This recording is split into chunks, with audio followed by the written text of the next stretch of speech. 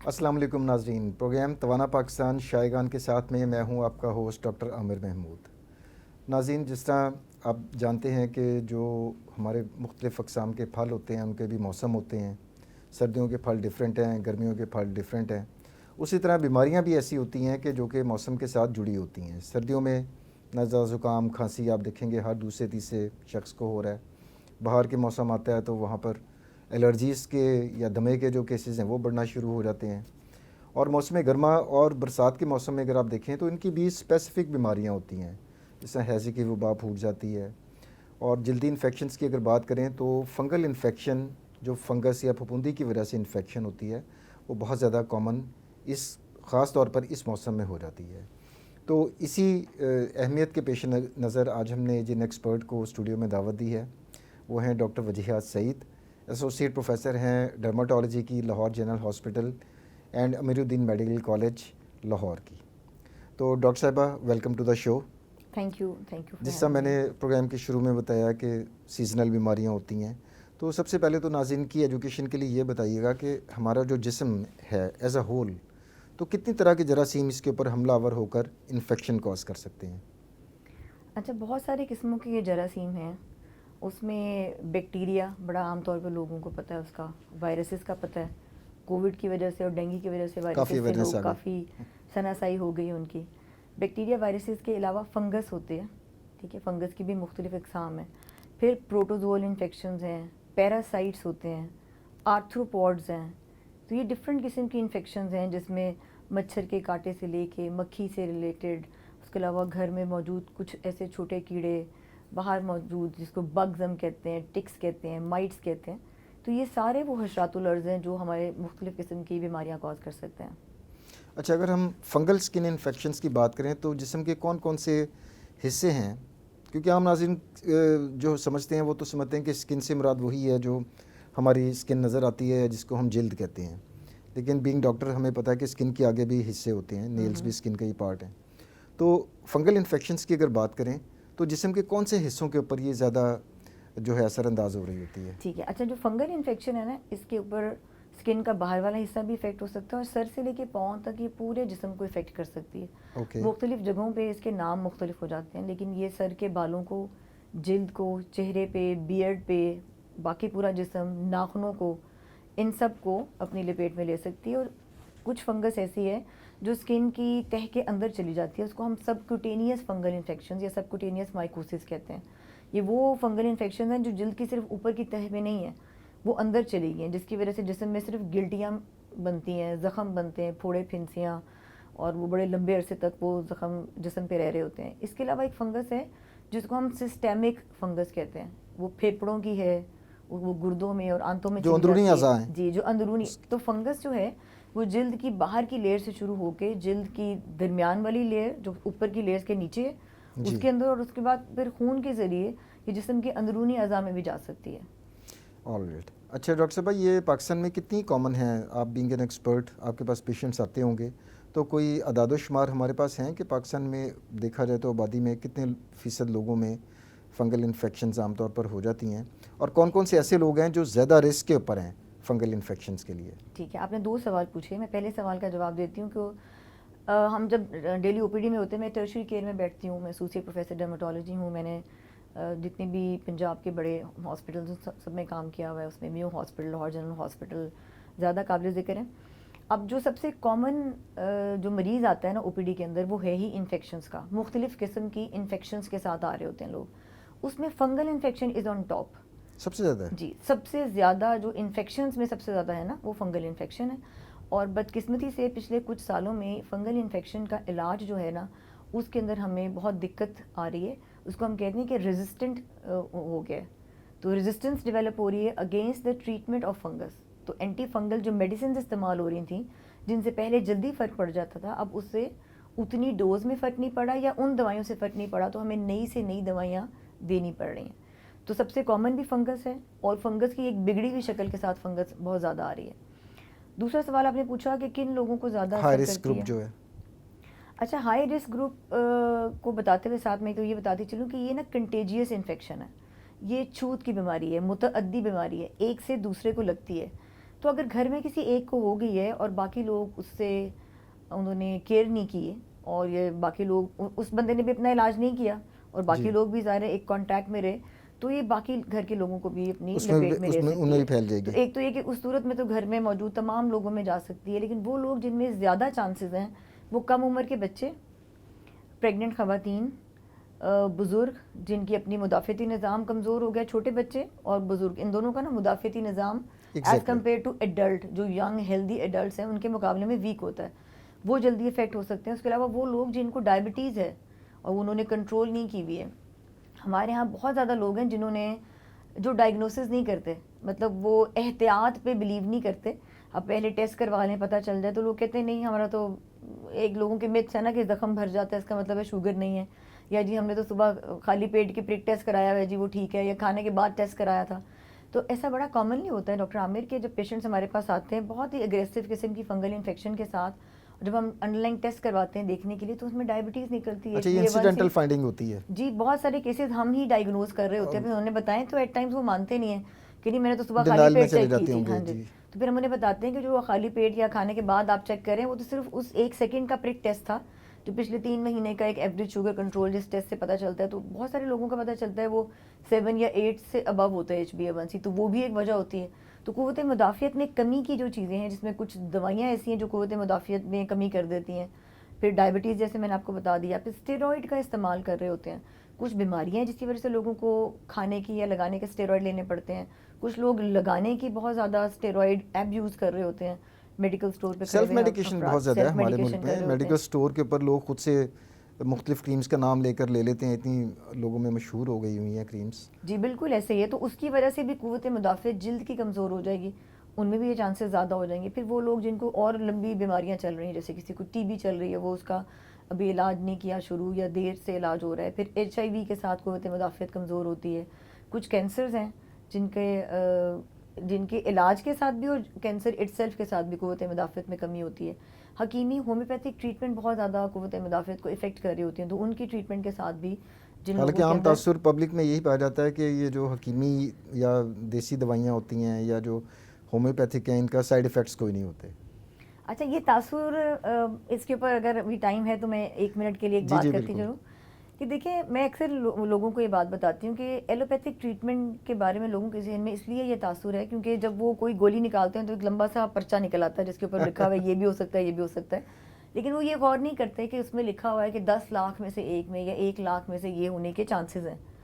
تو یہ تو دیکھنے کے بعد ان کی زیادہ کانفیڈنس بڑھ جانا چاہیے. 9,90,999 کو بھی اگنور کر دیتے ہیں اور صرف وہ جو ایک ہو سکتا ہے اسی کو پکڑ کے بیٹھ. میرا خیال ہے وہ اس کو توجہ نہیں دیتے اس بات کو کہ اس دوائی کے اوپر یہ ریسرچ مالیکیول ہے, اس پہ اتنی تحقیق ہوئی ہے کہ انہوں نے یہ پرسنٹیج بھی بتا دی ہے, جبکہ دوسری طرف اگر آپ ہومیوپیتھک یا کسی حکیم دوائی کہیں تو اس کے ساتھ تو کوئی پرچہ نہیں نکل رہا. اس کا مطلب ہے کہ ان دوائیوں کی تو نہ لیبارٹری میں ریسرچ ہوئی ہے نہ ہی کسی انسانوں پہ اس کو دے کے تحقیق کی گئی ہے, تو بیسیکلی آپ ایکسپیریمنٹ ہے ان دوائیوں کا, بلائنڈلی آپ دے رہے ہیں. ہاں بیسیکلی وہ لوگ پھر ایکسپیریمنٹ ہے ان دوائیوں کا, تو جس کے ساتھ کوئی پرچہ نہیں نکل رہا اس پہ تو لوگوں کو زیادہ فکر مند ہونا چاہیے کہ اس دوائی کے ساتھ کیوں نہیں کچھ نکل رہا, کہ اس میں کیا ہے, یہ کیسے جائے گی جسم میں, کیسے کام کرے گی, کیسے باڈی سے نکلے گی. ایگزیکٹلی. اچھا ڈاکٹر صاحبہ, یہ وائرل انفیکشن یا بیکٹیریل انفیکشن اور فنگل انفیکشن ان تینوں کو اگر ہم موازنہ کریں اسکن کے حوالے سے تو ان کی علامات کس طرح فرق ہیں فنگل انفیکشنز کی, اور جو طریقہ علاج ہے وہ کس طرح سے فرق ہے, کیونکہ ہمیں پتہ ہے کہ کچھ اینٹی وائرلز بھی ہم دے دیتے ہیں, بیکٹیریل انفیکشن ہو تو اینٹی بائیوٹکس بھی دے دیتے ہیں, تو یہ کس طرح سے تینوں کو ہم ڈفرینشیٹ کرتے ہیں؟ اچھا, ایک تو یہ کہ ہر بیماری کی نا الگ علامات ہیں, سارے بیکٹیریا ایک ہی طرح پریزنٹ نہیں کرتے, ساری وائرل انفیکشنز بھی ایک ہی شکل میں نہیں آئیں گی. جلد کی نا تقریباً 3000 سے زیادہ رجسٹرڈ بیماری ہیں اور مور اور لیس سب میں دانہ, چھالا, سرخی, خارش, چھلکا اوور لیپ کرتے ہیں سمٹمز. جی ہاں ٹھیک ہے. تو ایک تو یہ کہ فکس نہیں ہم بتا سکتے, لیکن اس میں جو میجر ڈفرینس ہے وہ یہ کہ fungal infection slow to grow ہیں, یہ ایسے اوور نائٹ نہیں ہوتی, بہت سلولی گرو کرتی ہیں, مطلب دنوں میں نہیں, ہفتوں میں بھی نہیں, گریجولی ان منتھس یہ گرو کر رہی ہوتی ہیں اور اسی لیے بہت سلولی اسپریڈ کرتی ہیں اور ہمیں ایگزیکٹلی آئیڈینٹیفائی ہم کر پاتے کہ اس کا سورس کیا ہوگا, کہاں سے لگی ہیں. جبکہ بیکٹیریل انفیکشنز یوزلی جو کامن بیکٹیریل انفیکشنز ہیں وہ شارٹ لیوڈ ہیں کہ جلدی پتہ چل جاتا ہے کہ اچھا یہاں سے کیچ کی ہے انفیکشن, اسی طرح وہ رسپونڈ بھی جلدی کرتی ہیں. بیکٹیریل انفیکشن کا ڈیوریشن آف ٹریٹمنٹ شارٹر ہوتا ہے.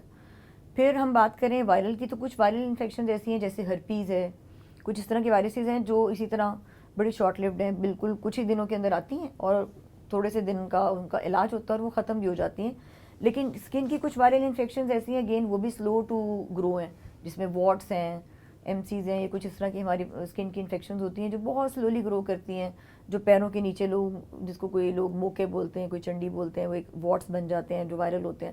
تو لوگ اس کو بھی اگنور کرتے رہتے ہیں بڑے لمبے عرصے تک، اور پھر جب تک وہ اتنا بڑا نہ ہو جائے کہ وہ نیچے سے درد کرنا شروع کر دے اس وقت تک لوگ نہیں آ رہے ہوتے. تو fungal infections usually slow to grow ہیں. اچھا ڈاکٹر صاحب، یہ فنگل انفیکشنز ہیں، اب ہم ان کی علامات کی طرف آ جاتے ہیں کہ مختلف ٹائپس بھی ہوتی ہیں، جیسے ایتھلیٹس فٹ ہو جاتا ہے یا کینڈیڈیسس ہو جاتا ہے. ان کی ٹپیکل علامات کیا ہوتی ہیں جو ناظرین کو پتہ ہوں تو ان کا شک جانا چاہیے کہ جناب فنگل انفیکشن ہو سکتی ہے؟ ٹھیک ہے. اچھا، ایک تو یہ کہ جو ایتھلیٹ فٹ ہے بڑا کامن ہے، جو پاؤں کی انگلیوں کے درمیان میں خارش ہوتی ہے پہلے لوگوں کو، اور خارش کرنے میں مزہ آ رہا ہوتا ہے ان کو. شروع میں وہ بیٹھے ہوئے ہیں باتیں کر رہے ہیں، انہیں فیل نہیں ہوتا، لیکن وہ لاشعوری طور پر وہ خارش کر رہے ہیں اور انجوائے بھی کر رہے ارادی ہیں. طور پہ وہاں خارش کر رہے ہوتے ہیں اور وہ اس وقت اس کو اگنور کرتے ہیں، وہ ان کو لگتا ہے کہ شاید ایسے ہی ہو رہی ہوگی، لیکن وہ وہاں سے اس کی شروعات ہوتی ہے. اس کی وجہ یہ ہوتی ہے کہ وہ لوگ جو یا تو گیلے پانی میں مطلب پانی کا کام کرتے ہیں، گیلے رہتے ہیں، جیسے خواتین جو برتن کپڑے وغیرہ دھوتی ہیں یا گھر میں پوچھا کر رہی ہیں، جس کا نمی رہ رہی ہے ان کی اس جگہ کے اوپر. وہ لوگ جو فیلڈ میں ایسی جاب کر رہے ہیں، جیسے کھیتوں میں پانی لگا رہے ہیں، یا مالی ہے کوئی گارڈننگ کا ایسا کام جس میں مستقل پانی میں وہ رہ رہے ہیں. اور آج کل جو سیلابی صورتحال ہے وہ تو سب کے پاؤں ایکسپوز ہوئے اچھا، ہیں. اس میں جو بیماریاں بہت زیادہ بڑی ہیں اس میں سے ایک فنگل انفیکشن بھی تھی، کیونکہ نہ چاہتے ہوئے بھی گھنٹوں کے حساب سے لوگوں کا پاؤں پانی میں رہا. تو پانی میں کام کرنے والوں کے ساتھ ہو جائے گا. پھر وہ لوگ جو آفس بیسڈ ایسی جاب کر رہے ہیں جس میں روز ان کو 8-8 10-10 12-12 گھنٹے لگاتار ان کو شوز پہننے پڑتے ہیں، ساکس پہننی پڑتی ہیں، تو وینٹیلیشن نہیں ہوتی اندر، پسینہ تو ہمیں ہر موسم میں آتا ہے، تو اس پسینے کی نمی کے ساتھ فنگل انفیکشنز ہو جاتی ہیں. تو یہ وہ کامن پریزنٹیشن جو ایتھلیٹس فوڈ کی ہوتی ہے کہ انگلی کے بیچ میں سے خارش شروع ہوگی، پھر وہاں جلد گلنا شروع ہو جاتی ہے، شروع میں وہ سرخی آتی ہے، پھر سفید رنگ کی ہو جاتی ہے، اس کے بعد اس جگہ پہ کٹ پڑنا شروع ہو جاتے ہیں، چیرے جسے کہیں وہ پینفل ہو جاتی ہے. انگلیوں کے درمیان سے شروع کر کے، پیر کی انگلیوں کے درمیان سے شروع کر کے اور پاؤں کے نیچے پورے جلد پہ آ سکتی ہے. اس میں چھالے بھی بن سکتے ہیں، اس کے ساتھ کٹ اور زخم بھی بن سکتے ہیں، اور یہ بھی ہو سکتا ہے کہ صرف اور صرف خشکی کی تہ جم جائے.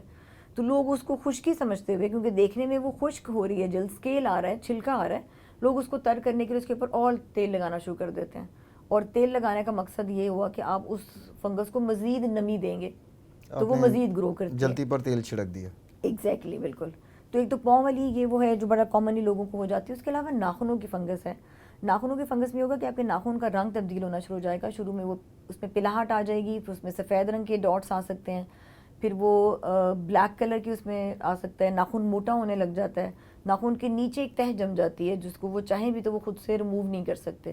تو یہ نیل فنگس ہے.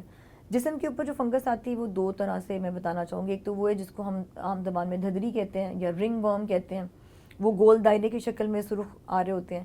لیکن یہ ضرور ذہن میں رکھیں کہ سیلف ڈائگنوسس کرنے کی کوشش نہیں کرنی چاہیے، یا کسی ایسے کے پاس مت جائیں جو جلد کے اسپیشلسٹ نہیں ہیں، یا جیسے آپ نے تھوڑی دیر پہلے بولا کہ میڈیکل سٹور والے سے پوچھ کے، اس لیے کہ جو سرخ رنگ کے چھلکوں والے نشان جلد کے اوپر آتے ہیں وہ ضروری نہیں کہ فنگل انفیکشن ہو، ایگزیما کے ساتھ آ سکتے ہیں، سورائسس کے ساتھ آ سکتے ہیں، اور بھی بہت ساری کنڈیشنز ہیں جس میں سرخی اور چھلکے کے ساتھ پریزنٹ کریں گے. اگر آپ صحیح ڈاکٹر کے پاس پہنچ جائیں گے جو اس چیز کا اسپیشلسٹ ہے، تو شروع میں علاج اس کا چند ہفتوں کا ہے، مطلب مہینے سے بھی کم کے علاج کے ساتھ وہ مکمل ختم بھی ہو جائے گی، پیسے بھی بچیں گے، فالتو کا علاج نہیں کرنا پڑے گا، اور گھر کے باقی لوگوں میں بھی وہ نہیں جائے گی.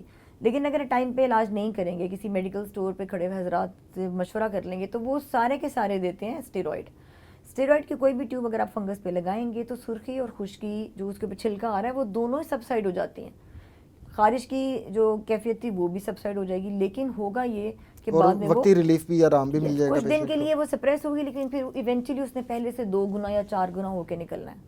تو جسم کی فنگس میں نے آپ کو بتا دی اس طرح رنگ ورم کی شکل میں آتی ہے. اس کے علاوہ وہ فنگس ہوتی ہے جو ینگ ہیلدی ایڈلٹس میں آتی ہے، جس میں میلز میں بھی اور فیمیلز میں بھی، جیسے جو ایکسرسائز کر رہے ہیں، جو کسی سپورٹس میں انوالو ہیں، یا دن میں زیادہ پسینے کے ساتھ ان کو ہوتی ہے، اس کو ہم کہتے ہیں پیٹریسس ورسیکولر یا ٹینیا ورسیکولر. اس کے ساتھ دھدری نہیں بنتی، اس کے ساتھ گول دائرے نہیں بنتے، اس میں سفید رنگ کے یا کالے رنگ کے دھبے بن جاتے ہیں جو نیک یا اپر چیسٹ سے سٹارٹ ہوتے ہیں، پھر باقی جسم کے اوپر انوالو ہو جاتے ہیں. یوزلی نیک اور چیسٹ سے شروع ہو کے تھوڑا تھوڑا اوپر کی طرف آتے ہیں، اسی طرح کمر اور تھوڑا نیچے کی طرف جا رہے ہوتے ہیں, بازو کے اوپر والے حصے تک رہتے ہیں. یہ والی فنگس کے ساتھ لوگ عام طور پر بہت دیر سے پریزنٹ کرتے ہیں کیونکہ اس میں خارش نہیں ہوتی, اس میں ڈسکمفرٹ ہوتا ہے, وہ بھی ایٹ ٹائم صرف اس وقت ہوتا ہے اور جب اگنور کر دیتے ہوں گے کہ شاید کسی وجہ سے ایسی جی ان کو لگتا ہے کہ اچھا یہ بس ایسے ہی شاید کوئی نشان آ گیا, کیونکہ تکلیف نہیں ہو. جب تک ہمیں انسانی فطرت ہے کہ اگر درد ہے, خارش ہے, کوئی تکلیف ہے نا, تو اس کے ساتھ وہ جلدی ٹریٹمنٹ لیتے ہیں, اور اگر کسی چیز کی وجہ سے درد خارش نہیں ہو رہی ہے ان کو تو اس کا علاج نہیں کرتے. وہ ان کو لگتا ہے کہ شاید ضرورت نہیں ہے یا وہ اس کو اگنور کر دیتے ہیں. تو جو یہ والی فنگس ہے یہ بھی یوزلی لوگ اس کو لیٹ کر دیتے ہیں اس کا ٹریٹمنٹ شروع ہونے میں, اور ان کو جب ڈسکمفرٹ زیادہ بڑھ جاتا ہے, زیادہ ایریا انوالو ہو جاتا ہے, پھر ڈسکمفرٹ ہوتا ہے تو پھر وہ اس کا علاج کر رہے ہوتے ہیں. یہ بھی فنگس ہے. پھر سر کے بالوں کے اندر فنگس ہوتی ہے, جو چھوٹے بچوں میں اس کے ساتھ سر کے بال اتر جاتے ہیں, اس جگہ میں سر میں ریشہ پڑ سکتا ہے. اچھا وہ پیچز سے جو بن جاتی ہیں تھوڑے تھوڑے بالوں کے اندر بچوں کی اسکیلپ میں, وہ یہ فنگل انفیکشن کی وجہ سے ہو رہا ہے. اب جو پیچز ہیں, جو پیچی ہیئر لاس ہے, اس کی بہت ساری وجوہات ہیں, اس میں سے ایک وجہ فنگس بھی ہے. مطلب بچوں میں اگر پیچی ہیئر لاس ہے, یعنی کہ ایک جگہ سے بال اتر گئے, وہ ایک جگہ ہیں یا چھوٹے چھوٹے مختلف پیچز ہیں, تو اس کی وجہ ایک عام بال جھڑ بھی ہو سکتا ہے, اس کی وجہ فنگس بھی ہو سکتی ہے, اس کی وجہ اور کچھ بیماریاں بھی ہیں جن کے ساتھ پیچز کی شکل میں بال اترتے ہیں. لیکن اگر کوئی ڈرمیٹولوجسٹ دیکھے گا تو اس میں ہمیں کوئی ٹیسٹ نہیں کرنا پڑتا, ہم صرف اس کو کلینکلی دیکھ کے آرام سے ڈائگنوز کر لیتے ہیں. چلیں یہ تو بہت اچھی بات ہے, کیونکہ ہماری عوام کو یہ بھی بڑا ایک شکوہ رہتا ہے ڈاکٹر صاحبان سے کہ جناب جب ہم چیک اپ کروانے جاتے ہیں تو پوری ایک لمبی لسٹ ہمیں ٹیسٹوں کی تھما دی جاتی ہے کہ جناب یہ ٹیسٹ کروائے جائیں. تو فنگل انفیکشنز کی ڈائگنوسس اٹ مینس کہ کلینکل ہی ہے. جی دیکھیں جو سپرفیشل, تو یہ تو آپ کے جو پہلے آپ نے پوائنٹ ہائی لائٹ کیا وہ تو اس کو مزید تقویت بخش رہا ہے نا, کہ جب بھی اس طرح کی کوئی آپ سسپیکٹ کریں کہ فنگل انفیکشن ہو رہی ہے تو جو سمپل ڈاکٹر ہیں ان کے پاس جانے کے بجائے ڈائریکٹ ڈرماٹولوجسٹ یا اسکن اسپیشلسٹ کے پاس جائیں. مطلب آپ کسی اسپیشلسٹ کے پاس جائیں جو اس چیز کا ماہر ہے اور وہ آپ کو دیکھ کے ہی بتا اور دیں. ایگزامینیشن سے اس کو پتہ چل جائے. جو سپرفیشل فنگل انفیکشن ہے اس میں ہمیں کسی قسم کا ٹیسٹ ریکوائرڈ نہیں ہوتا. اگر کسی نے اسٹیرائڈ لگا لیا ہے نا تو پھر اس صورت میں ہم ایک سادہ سا ٹیسٹ ہے اسکریپنگ کر لیتے ہیں. تو اسکریپنگ سرکاری اسپتالوں میں فری میں ہوتی ہے, اس کے کوئی پیسے نہیں لگتے وہاں پہ. وہ بھی ہمیں صرف اس صورت میں کرنی پڑتی ہے جب وہ اپنی اس بیماری کی شکل کو چینج کر چکے ہیں, گھر کے ٹوٹکے کر کے یا کوئی اس طرح کی کریمز لگا کے جو نہیں چاہیے تھیں. اچھا ڈاکٹر صاحب اب ہم علاج کی طرف آتے ہیں کہ اس کا طریقہ علاج لگانے والی کریمیں ہیں, کھانے والی ادویات ہیں, انجیکشن ہے, کیا ہے, اس کو ذرا تھوڑا سا ہائی لائٹ کر دیجیے گا.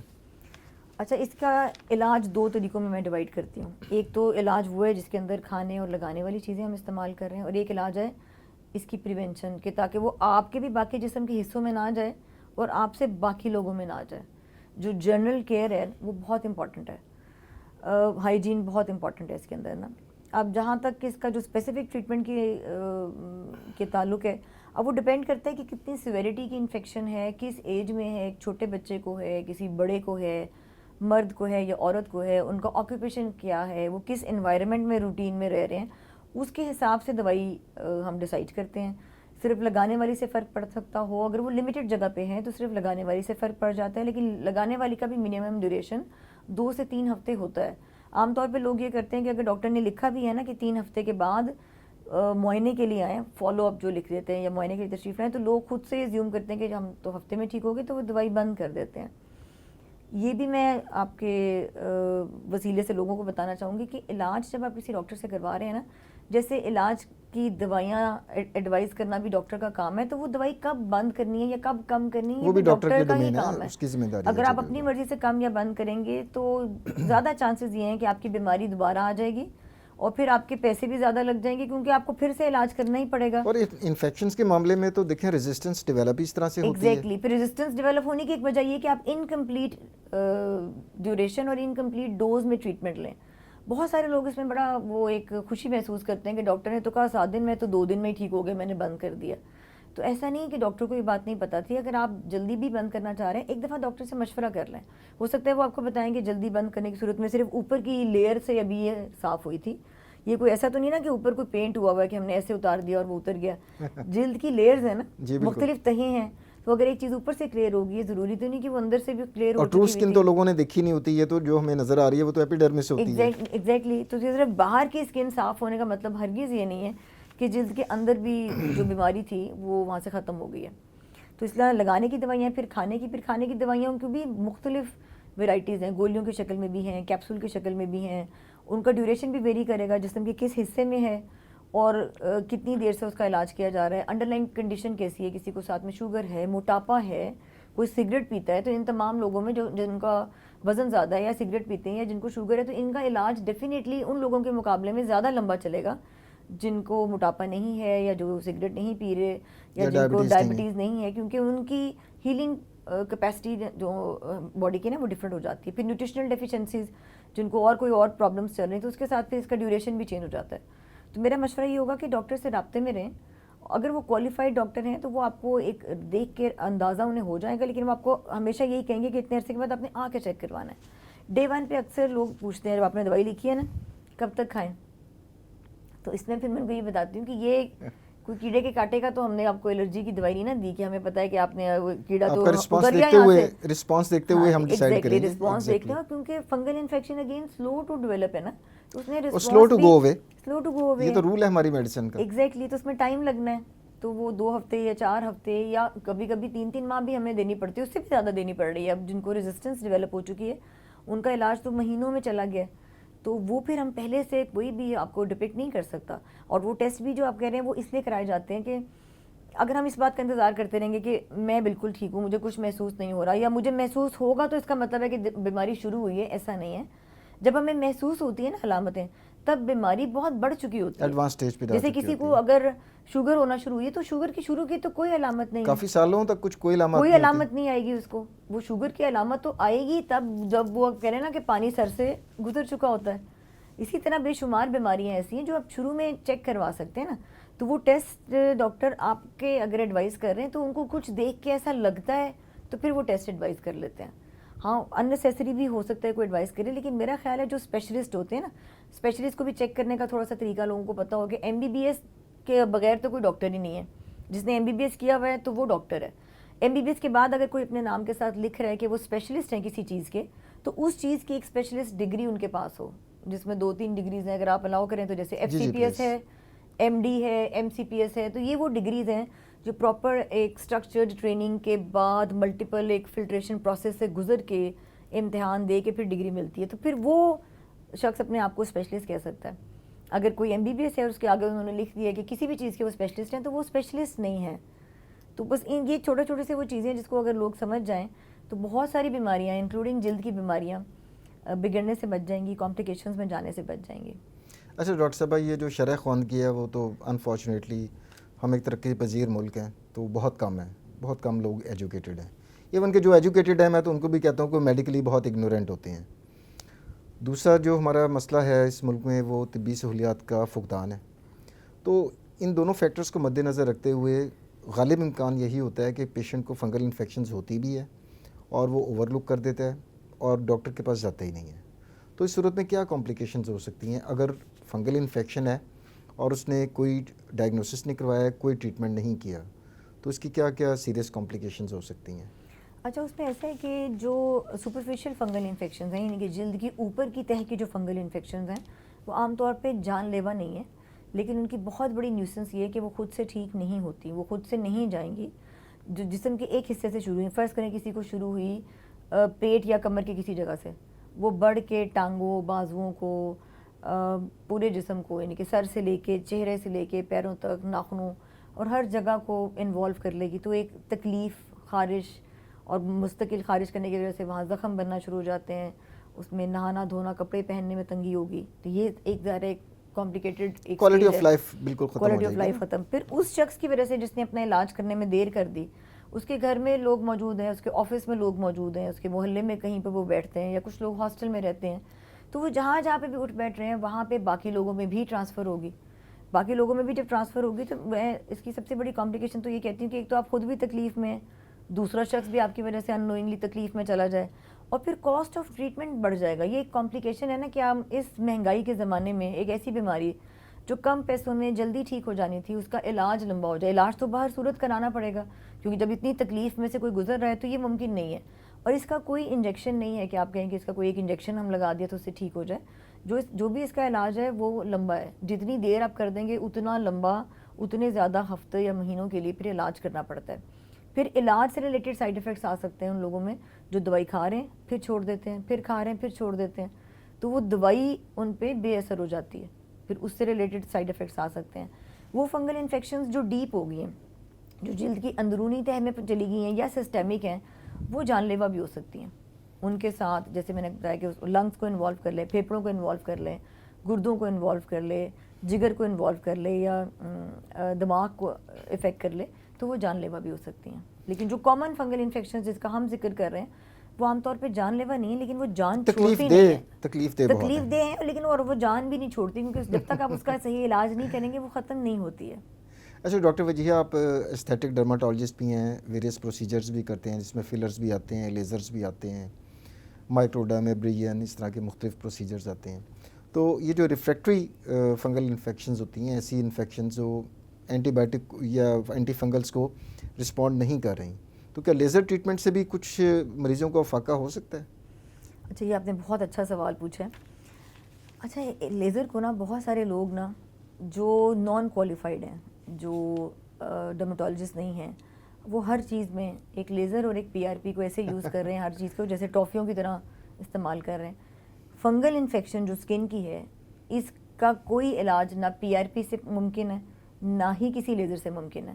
ہاں, جو نیل کی فنگس ہوتی ہے, کیونکہ نیل کی فنگس زیادہ ٹائم لیتی ہے ایز کمپیئر ٹو باقی کی اسکن کی فنگس سے, اس نیل فنگس کے لوگوں میں جب ہم ایک سرٹن ڈیوریشن سے زیادہ ہم کھانے کی دوائی نہیں دے پا رہے ہیں, یا کھانے کی دوائی کے کوئی اور کانٹرا انڈیکیشنز ہیں, اور ان کا کیونکہ باقی جسم ٹھیک ہے, صرف ناخن ہے, ناخن میں آپ کو پتہ ہے کوئی درد تو نہیں ہو رہی نا, وہ صرف دکھنے میں ان کو برا لگ رہا ہے, یا انہیں پتہ ہے کہ ظاہر انفیکشن ہے تو ایک سے دوسرے ناخن میں ٹرانسفر ہونا ہے, تو اس صورت میں ہم لیزر ہوتے ہیں, 2 قسم کے لیزر ہیں جو ہم ناخنوں کی فنگس کو ٹریٹ کرنے کے لیے وہ اس کے سیشنز کرتے ہیں. لیکن وہ بھی صرف اس لیے ہوتا ہے کہ جو لگانے والی دوائی ہے نا, وہ اس کی پینیٹریشن ڈیپتھ کو بڑھاتے ہیں, اندر تک زیادہ اندر تک جذب ہو سکے. اندر تک جذب. ایسا نہیں کہ صرف لیزر کرا لیں تو ہم صرف اس سے کہیں, اس میں ہم ساتھ ساتھ لگانے کی دوائی دے رہے ہوتے ہیں, کچھ لوگوں میں کھانے کی دوائی بھی ساتھ دے رہے ہوتے ہیں, جو چاہتے ہیں کہ ذرا جلدی ٹھیک ہو جائے. نیل فنگس کا علاج مہینوں تک ہے, عام طور پہ 3 سے 6 مہینے کا ڈیوریشن ریکوائرڈ ہے. لیکن اگر کوئی چاہ رہا ہے کہ کوئی فنکشن ہے, ان کا اپنا ایونٹ ہے, تو وہ چاہ رہے ہیں کہ جو اس سے پہلے ٹھیک ہو جائے, تو ہم وہ کھانے اور لگانے کی دوائی کے ساتھ ساتھ لیزر کے سیشنز ایڈ کر لیتے ہیں. نیل فنگس میں پھر دوبارہ ریپیٹ کروں گی اس کے اوپر. لیکن جو جلد کے اوپر کہیں پہ بھی فنگس موجود ہے, سر سے لے کے پاؤں تک, اس کا کوئی علاج لیزر سے نہیں ممکن. وہ خراب ہو سکتا ہے, اس جگہ کو آپ ہیٹ کے ذریعے اسکن کو برن کر سکتے ہیں, لیکن چلیے وہ تو نقصان دہ ہو جائے گا. جی. اچھا ڈاکٹر وجیہہ, اب ہم پروگرام کے اختتام کی طرف بڑھ رہے ہیں, اور میں چاہوں گا کہ آج کا جو ہمارا موضوع تھا فنگل اسکن انفیکشنز, اس حوالے سے جو ہمارے ویورز ہیں ان کو آپ کیا ٹیک ہوم میسج دینا چاہیں گی regarding prevention and right and quick treatment, اس حوالے سے پلیز. ٹھیک ہے.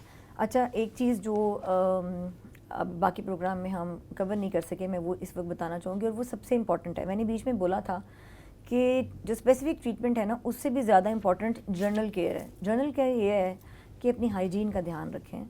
گرمی ہے یا سردی ہے, نہانا, کپڑے بدلنا, یہ بہت ضروری ہے. جس کو فنگس ہو گئی ہے اس کے لیے بھی بہت ضروری ہے. اگر آپ روزانہ کپڑے بدل رہے ہیں, انڈر گارمنٹس بھی روز چینج کریں, اور اپنی ہائیجین کا ایک دھیان رکھ رہے ہیں, کوئی اینٹی سیپٹک سوپ سولوشنز اور تیل کا استعمال نہیں کر رہے, تو فنگس اگر ہوئی ہوئی ہے تو تب بھی اس کو بڑھنے کے چانسز کم ہو جائیں گے اور ہونے کے چانسز بھی کم ہو جائیں گے. میں پھر ریپیٹ کروں گی کہ اینٹی سیپٹک سوپس اور سولوشن مارکیٹ میں بہت اویلیبل ہیں, ہمارا بہت سارا میڈیا بھی ان کے ایڈز دے رہا ہوتا ہے, لیکن یہ ایڈوائزیبل نہیں ہے. ان کو یوز کرنے سے ہماری اسکن کا بیریئر یعنی کہ مدافعتی نظام ڈیمیج ہو جاتا ہے, اور وہ بیسیکلی جراثیم کرنے کے صابن ہیں, وہ جراثیم کر دیتے ہیں اس وجہ سے, تو ان کو استعمال نہیں کرنا چاہیے. کوئی کوالیفائڈ ڈرماٹولوجسٹ پوری دنیا کا اینٹی سیپٹک سوپ سولوشن استعمال کرنے کو ریکمینڈ نہیں کرتا. اسی طرح آپ کو کسی کو بھی فنگس ہو چکی ہے تو اس کو مزید تر نہ کریں اپنے جسم کو. جیسے لوگ سر میں فنگس ہے تو سر میں تیل لگا لیتے ہیں, جسم پہ تیل لگا لیتے ہیں. چھوٹے بچوں کو نیپی ایریا میں فنگس ہو جاتی ہے تو وہاں پہ تیل لگا رہے ہوتے ہیں. تو جسم پہ اس طرح سے غیر ضروری تیل مت لگائیں, کیونکہ تیل جو ہے اس جگہ کے اوپر ایک نمی کا انوائرمنٹ دے دے گا, اور فنگس جو ہے جس کو ہم دھدری, الی یا کائی کہتے ہیں, یہ میں لفظ اس لیے استعمال کر رہی ہوں کہ اسے سمجھنا آسان ہے کہ الی, کائی یہ سب نمی سے, موئسچر سے گرو کرتی ہیں. تو اگر آپ اس کے اوپر تیل لگا دیں گے تو وقتی آرام ہو سکتا ہے مل جائے, تھوڑی دیر کے لیے سکون آ جائے, لیکن وہ فنگس ڈیفینیٹلی بہت زیادہ گرو کر جائے گی. تو ایک تو ہائیجین کا دھیان رکھیں, اینٹی سیپٹک سوپ سولوشنز کو اوائڈ کر لیں. اگر کسی کے ناخنوں میں فنگس ہے تو گھر کے تمام افراد اسے ایک نیل کٹر کو استعمال نہ کریں. آئیڈیلی تو یہ کہ جس ناخن میں فنگس ہے اس کا نیل کٹر الگ کر لینا چاہیے. اسی طرح تولیے اپنے سیپریٹ رکھیں. اگر گھر میں کسی کو فنگس ہے تو اس کے کپڑے اور تولیہ واشنگ مشین میں نہیں دھلنا چاہیے, اس کو ہاتھ سے دھو لیں تاکہ اس ایک ہی پانی میں دھلنے کی وجہ سے گھر کے باقی افراد لپیٹ میں نہ آئیں. اسی طرح جوتا ایک دوسرے کا شیئر نہ کریں. اگر ننگے پاؤں آپ پھر رہے ہیں اور آپ کے پاؤں میں فنگس ہے تو باقی لوگوں کو ٹرانسفر ہو جائے گی. اور اگر جوتا ایک دوسرے سے شیئر کریں تب بھی ہوئی کہ کسی ایک کو تھی تو اس سے دوسرے کو ٹرانسفر ہو جائے, کیونکہ یہ متعدی بیماری ہے, کمیونیکیبل بیماری ہے. برش سر کے بالوں کا سیپریٹ رکھ لیں, جیسے ہم ٹیتھ برش سیپریٹ رکھتے ہیں, سر کے بالوں کا سیپریٹ کریں, خاص طور پہ وہ لوگ جن کو فنگس ہے. تو یہ وہ چیزیں جو ہم شیئرنگ آف فومائٹس ہے نا, اس کے ساتھ اس کے اسپریڈ کو ہم بچا سکتے ہیں. اور ہائیجین اچھی رکھنے سے بہت ساری بیماریوں سے بچ جائیں گے, کیونکہ جیسے ہمیں پتہ بھی ہے صفائی نصف ایمان ہے. تو اپنے آپ کو صاف رکھیں. اب سردیاں آگے آ رہی ہیں, یقین کریں ہمارے او پی ڈیز بھر جاتے ہیں اس چیز سے کہ لوگ ہفتے میں ایک بار نہاتے ہیں یا 10 دن میں ایک بار نہا رہے ہوتے ہیں. کسی کو لگتا ہے کہ نہانے سے جوڑوں کا مسئلہ ہو جائے گا, کسی کو لگتا ہے کہ ہڈیوں میں درد ہو جائے گی, اور پھر وہ ہمارے او پی ڈیز بھر جاتے ہیں پھر اور اس طرح کی بیماریوں سے جو نہ نہانے کی وجہ سے ہو جاتی ہیں. جی بالکل اسی طرح ہی ہیں. آخر میں ڈاکٹر وجیہہ, میں آپ کا بہت مشکور ہوں کہ آپ نے اپنے مصروف شیڈیول میں سے اس پروگرام کے لیے وقت نکالا. اور ناظرین, توانا پاکستان کی پچھلی ایپیسوڈز کی طرح مجھے کافی امید ہے کہ آپ کو آج کا پروگرام بھی اچھا لگا ہوگا. اگلے پروگرام تک کے لیے ڈاکٹر عامر کو اجازت دیجیے. اللہ حافظ.